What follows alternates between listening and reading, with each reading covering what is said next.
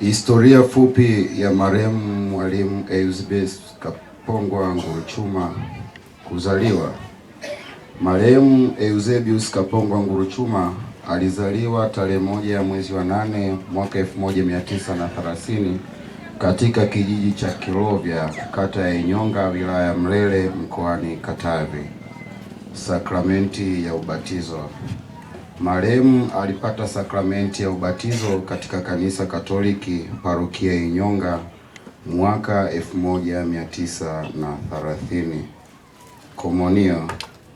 Marehemu alipata komunio ya kwanza mwaka 1942 katika kanisa Katoliki parokia ya Inyonga. Kipaimara. Marehemu alipata sakramenti ya kipaimara mwaka 1951 katika kanisa Katoliki parokia ya Inyonga. Sakramenti ya ndoa.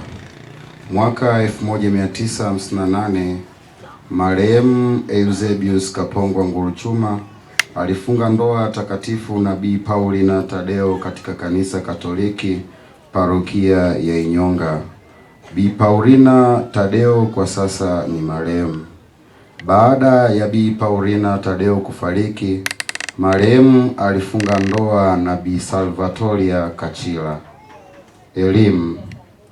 Mwaka 1940 mpaka mwaka 1943 marehemu alisoma katika shule ya msingi Inyonga darasa la kwanza mpaka la 4. Baadaye alisoma shule ya kati middle school ya Kalema na kufanikiwa kumaliza darasa la 8 mwaka 1948. Mwaka 1949 marehemu alijiunga na chuo cha ualimu Butimba kilichopo mkoa wa Mwanza na kufanikiwa kutunikiwa cheti cha ualimu. Kazi na utumishi wa umma. Baada ya kuhitimu mafunzo ya ualimu, marehemu aliajiriwa na serikali ya Tanganyika na kufanikiwa kufanya kazi ya ualimu katika maeneo ya shule mbalimbali ndani ya mkoa wa Katavi.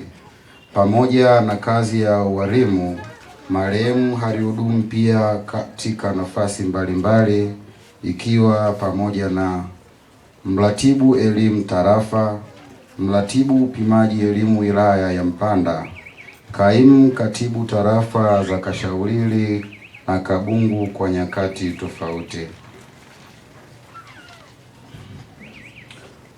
Mpaka anastaafu utumishi wa umma, marehemu alikuwa mwalimu mkuu wa shule ya msingi Kashato iliyopo mtaa Buzogwe, kata ya Kashaulili, wilaya